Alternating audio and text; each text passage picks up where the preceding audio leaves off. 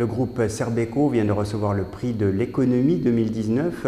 Quel sentiment avez-vous avec l'obtention de cette distinction prestigieuse?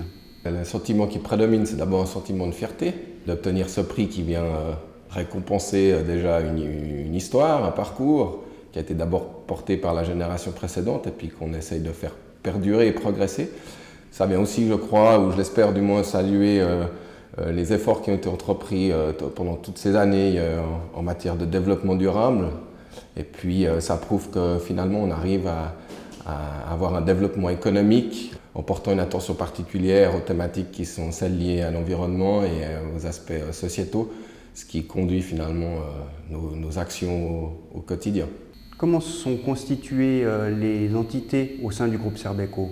Les gens nous connaissent beaucoup pour nos activités liées au transport, au tri et à la valorisation de déchets. Il y a bien longtemps déjà, on a fait le choix stratégique de diversifier nos activités tout en restant un acteur local plutôt que de développer nos activités d'origine en dehors des frontières cantonales. Et effectivement, on a récemment, il y a un peu plus d'une année maintenant, constitué le groupe Serbeco pour finalement servir des clients qui ont tous peu ou prou des besoins liés à la gestion de déchets, à l'énergie ou à la propreté et qu'on peut aujourd'hui servir d'une voix, quand bien même ces trois entités continuent d'exister pour elles-mêmes. Parce que finalement, tout à chacun produit des déchets. Vous êtes à la tête de la société Prop dans le groupe Serbeco. Comment a évolué votre business model? L'entreprise Prop a été cofondée par moi et Bernard Giraud, qui est donc actionnaire de l'entreprise Serbeco il y a 15 ans. On s'est développé ensemble de manière parallèle. On a fait le constat qu'il fallait clarifier notre mission par rapport au marché, et puis il était important que nos clients, mais également tous nos collaborateurs à l'interne comprennent mieux quelles étaient les relations entre nos entreprises. Du coup, on a unifié évidemment notre image et puis on s'est concentré sur des métiers. Donc aujourd'hui, nous vendons des métiers et non plus des entreprises, ce qui permet à nos clients de pouvoir un peu choisir dans le catalogue de tout ce qu'on peut proposer. Si vous exploitez un bâtiment et vous allez produire du déchet, vous allez avoir besoin de le faire nettoyer, vous allez avoir besoin de le faire chauffer. Donc il y a une vraie synergie entre nos activités.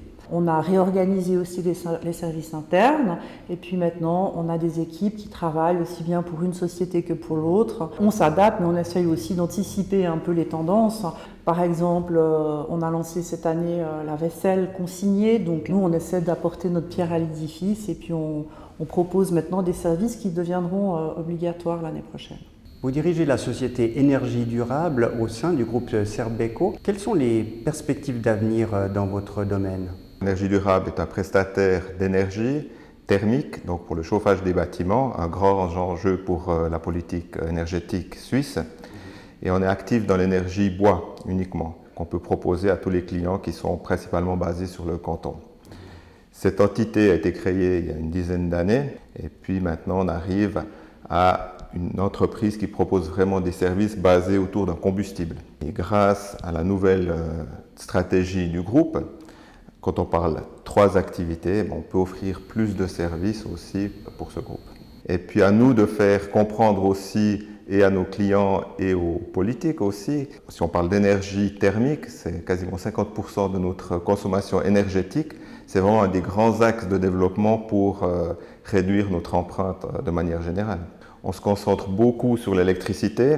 Et nous, on voudrait encore insister un peu plus sur la thermique, avec des matières premières secondaires qui sont peut-être plus chères que la matière qui est extraite du sol, ou alors se battre avec des énergies renouvelables qui sont plus chères que des énergies fossiles. Ça, c'est un des grands enjeux qu'on va devoir affronter pour ces prochaines décennies.